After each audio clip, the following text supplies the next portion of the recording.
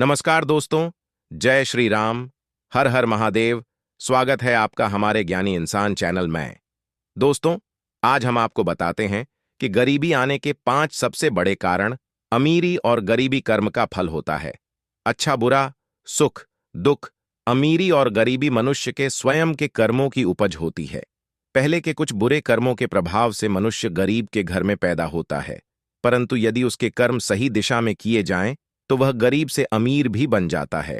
और यदि कोई पहले से ही अमीर है तो उसके उल्टे कर्म उसे गरीब बना देते हैं।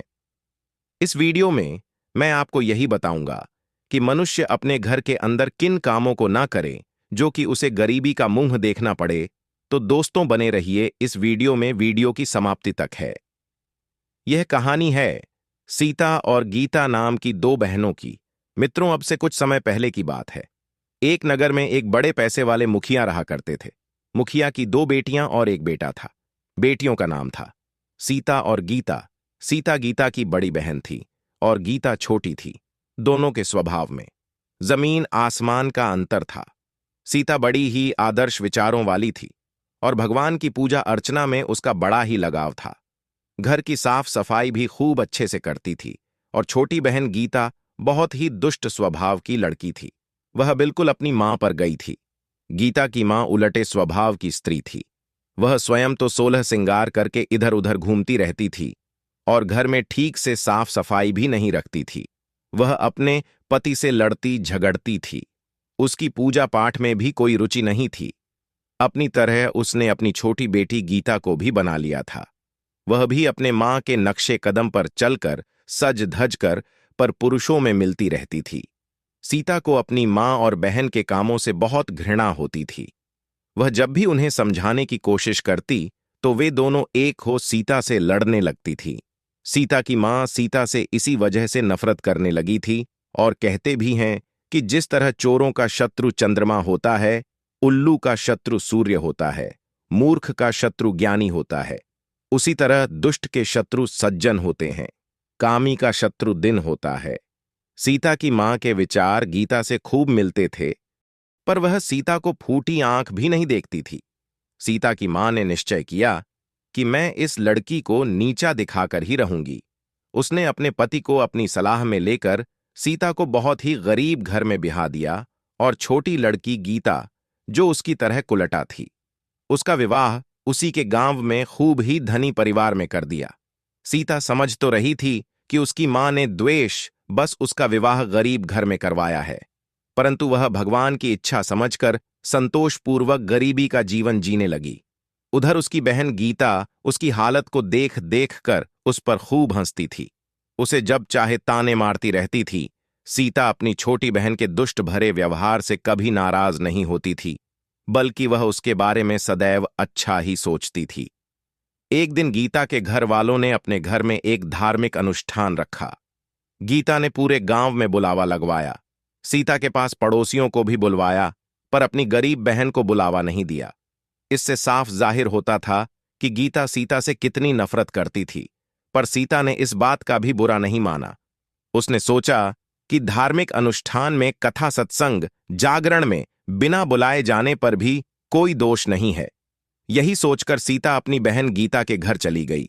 गीता ने अपनी बहन सीता को अपने घर बिना निमंत्रण आया देखकर होंठ गुदगुदाकर अपना मुंह फेर लिया और सोचने लगी, ये तो बड़ी निर्लज्ज है। इस भिखारिन को हमने बुलाया भी नहीं था, तो भी यह मुंह उठाकर चली आई।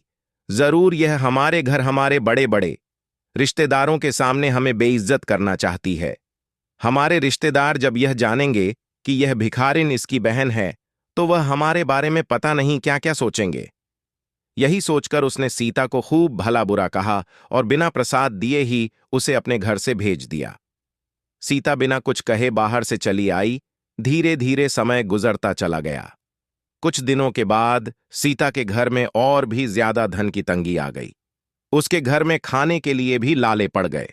2-2 दिन, 4-4 दिन उसके घर में चूल्हा नहीं जलता था। उधर सीता के माता पिता का भी देहांत हो चुका था। उसके मायके में उसका भैया और भाभी रहते थे। उसने सोचा कि क्यों ना भैया के घर चली जाऊं, भाई यदि थोड़े बहुत धन से मदद कर देगा तो कुछ दिन का सहारा लग जाएगा, उसके बच्चे भूखे प्यासे नहीं रहेंगे। यही सोचकर सीता अपने बच्चों को लेकर अपने मायके को चल दी। चलते चलते रास्ते में उसे बूढ़ी कपिला गाय बैठी हुई मिली। वह गाय बहुत कमजोर थी। वह चल फिरकर कहीं घास फूस भी नहीं खा पाती थी। पूरे दिन वह भूखी प्यासी एक ही स्थान पर बैठी बैठी मलमूत्र करती रहती थी। उसके नीचे भी काफी गंदगी जमा हो गई थी। सीता ने जब गाय की दयनीय दशा देखी तो उसे बड़ा तरस आया। कहते हैं, सज्जन और संस्कारी लोग किसी प्राणी को दुखी नहीं देख सकते। सीता ने तुरंत वहां ठहरकर उसके नीचे झाड़ू लगाया। उसके नीचे साफ सफाई करने के बाद उसे थोड़ी सी घास लेकर आई और उसे पीने के लिए पानी भर के रख दिया। गाय माता ने सीता को अपनी सेवा करते देखा तो बहुत प्रसन्न हुई। गाय ने कहा, बेटी, जब तुम लौट कर आओ तो मुझसे मिलते हुए जाना। लक्ष्मी ने कहा, ठीक है। फिर वह गाय को आश्वासन देकर सीता आगे को चली गई। कुछ दूर आगे चलने पर एक गांव पड़ा। सीता ने देखा कि गांव के बाहर एक बहुत ही वृद्ध महिला एक टूटी फूटी झोपड़ी में रहती थी। उसके बहू और बेटों को उसकी सेवा न करनी पड़े, इसलिए उसे गांव से बाहर लाकर उसके लिए एक छोटी सी झोपड़ी डाल दी थी। बूढ़ी मां वहीं रहकर अपना जीवन काट रही थी। वहां पर कोई उसकी देखभाल करने वाला नहीं था, न कोई भोजन पानी की पूछने वाला था। राह चलते राहगीर जो कुछ भी उसे दे जाते थे, उसी से अपना पेट भर लेती थी। उनकी हालत भी बड़ी दयनीय थी। सीता से उस बूढ़ी मां का दुख नहीं देखा गया। सीता ने बूढ़ी मां के पास जाकर उसका हालचाल पूछा और जो भोजन वह घर से बनाकर लाई थी, उसमें से कुछ बूढ़ी मां को दे दिया। उसके बाद उनकी झोपड़ी में अच्छे से साफ सफाई की।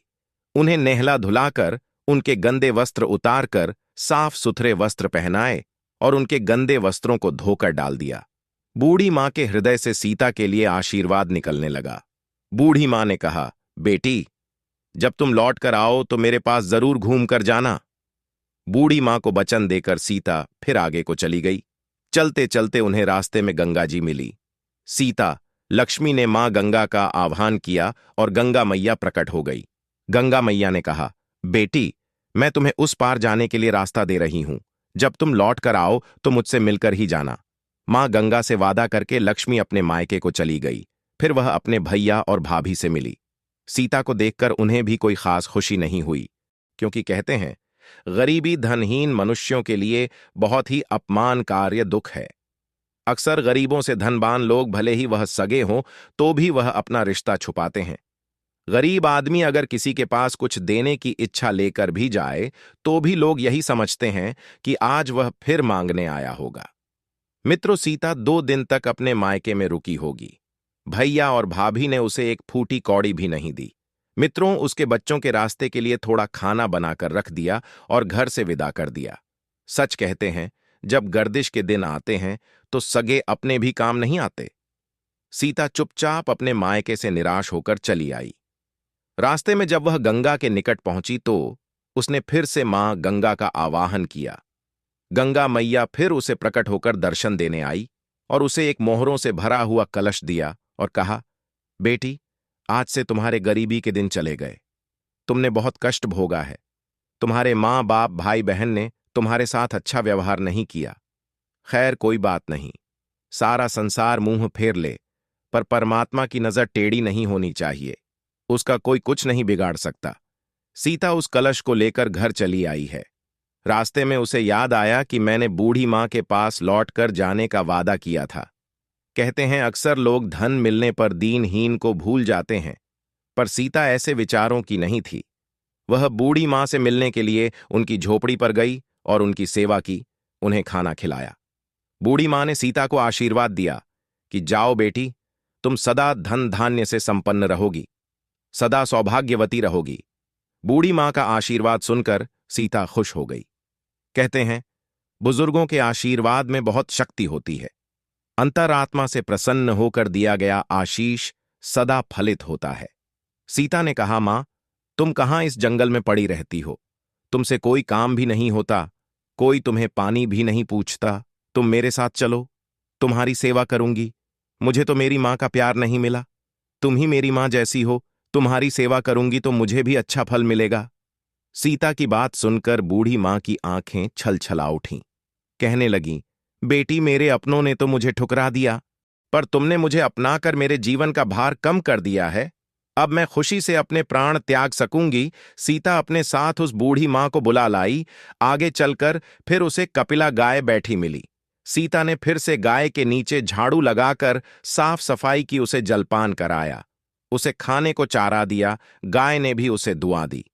मेरी आशीर्वाद से तेरे घर में कभी दूध बूंद की कमी नहीं रहेगी। सीता ने सोचा कि क्यों ना मैं गाय माता को भी अपने घर ले जाऊं, वहीं रहकर मैं इनकी अच्छे से देखभाल करती रहूंगी। इस प्रकार सीता गाय और बूढ़ी मां को अपने घर बुला लाई और उनकी अच्छे ढंग से सेवा पानी करने लगी। गंगा मैया ने तो उसे खूब सारा धन दे ही दिया था। उस धन से उसने अपना बड़ा ही आलीशान घर बनवाया। पूरे गांव में सबसे अधिक धनवान अब सीता ही थी। अब उसे किसी बात का कोई दुख नहीं था। उसके घर हमेशा दान पुण्य, पूजा पाठ, यज्ञ भंडारे चलते रहते थे। एक दिन उसने देवी का जागरण रखा, पूरे गांव को निमंत्रण दिया। अपनी छोटी बहन गीता को भी बुलावा देकर आई। गीता वैसे तो उसके घर जाना नहीं चाहती थी, लेकिन उसे जलील करने के उद्देश्य से वह उसके घर चली गई। वह हैरान थी, सीता के पास खाने को तो कुछ था नहीं, आज यह देवी का जागरण करवा रही है। देखना चाहिए इसके घर कुछ है भी, या वैसे ही पूरे गांव के लोगों को बुला रही है। गीता ने जब अपनी बहन के घर जाकर देखा तो आलीशान बंगले को देखकर उसकी आंखें फटी की फटी रह गईं। उसके घर में उत्तम व्यवस्था देखकर उसकी छाती बैठी जा रही थी कि सीता आखिर एकदम से इतनी अमीर कैसे बन गई। उसका सारा गुरूर चूर हो चुका था। सीता के सामने तो वह स्वयं बेकार लग रही थी, परंतु सीता ने उसका खूब आदर सत्कार किया। उसे विदाई में 5 सोने की मोहर भी दी। गीता बहन के आचरण से पानी पानी हो चुकी थी। आज उसे अपने किए पर पश्चाताप हो रहा था कि मेरी बहन जब मेरे घर गई तो मैंने उसका बड़ा अपमान किया। उसे ना बैठने को पूछा, ना पानी की पूछी। सच कहाँ है, किसी ने सदा दिन एक जैसे किसी के नहीं रहते। गीता ने मीठी मीठी बातें करते हुए सीता से पूछा कि अचानक से तुम इतनी बड़ी धनवान कैसे बन गई। तब सीता ने बताया, यह मेरे अच्छे कर्मों का प्रसाद है। मैंने कभी किसी का बुरा नहीं चाहा। जितना परमात्मा ने दिया उसी में संतोष किया। यदि उसने मुझे गरीबी दी तो मैंने गरीबी को हंसकर भोगा। आज उसने मुझे दौलत दी है तो इस दौलत को भी मैं अच्छे कर्मों में लगाती हूं। सब कर्मों का फल है। मनुष्य को हमेशा सदाचार का पालन करते रहना चाहिए। दीन दुखियों के प्रति दया भाव रखना चाहिए। हमें अपने आचरण दूषित नहीं होने देने चाहिए। कहते हैं, मनुष्य के निंदनीय कर्म और आचार भ्रष्ट होने पर दरिद्रता उसे शीघ्र घेर लेती है। मनुष्य के ऊपर गरीबी आने की यह सबसे बड़ी वजह होती है कि जब वह अपने घर के अंदर बुरे कर्म करता है। शास्त्रों में कहा गया है कि भले ही आप निर्धन हैं, आपका टूटा फूटा घर है, उसे हमेशा स्वच्छ रखना चाहिए। झूठे बर्तन, कपड़े और जूते चप्पल घर में इधर उधर ना फैले होने चाहिए। घर के अंदर नाखून नहीं काटना चाहिए। अपने पूजा घर की ओर कभी पैर करके नहीं सोना चाहिए। घर के अंदर मांस मदिरा का सेवन नहीं करना चाहिए। घर के अंदर कभी जुआ नहीं खेलना चाहिए। दुष्ट प्रवृत्ति के लोगों से यदि आपकी मित्रता हो भी जाए तो भी उन्हें घर में बुलाकर नहीं लाना चाहिए। स्त्री घर की लक्ष्मी होती है, उसे हमेशा साफ शुद्ध रहना चाहिए। घर में बिना वजह क्लेश नहीं करना चाहिए। हमने देखा है कि कुछ दुष्ट स्वभाव की स्त्रियां सज धज कर घूमती हैं। पति की और बच्चों की उन्हें कोई फिक्र नहीं होती। घर में बच्चे मैले कुचैले घूमते रहते हैं। घर के बड़े बुजुर्ग लोगों का अपमान करती रहती है। बात बात पर लड़ते झगड़ते रहती है। उनके मन में सदैव अपना ही स्वार्थ चलता रहता है। ऐसी स्त्रियों की वजह से लक्ष्मी आती घर घर से विदा हो जाती है। मित्रों, सीता की बातें सुनकर गीता की आंखें खुल चुकी थीं। एक बात सत्य है, जो अपने से छोटों को नहीं देखता है, उसे अपने से बड़े लोग नीचा दिखा देते हैं। मित्रों, कहानी के विचार पसंद आए हो तो वीडियो को लाइक करना, और मिलते हैं आपकी अगली वीडियो में एक और चर्चा के साथ। आप सभी का बहुत बहुत धन्यवाद। जय श्री कृष्णा।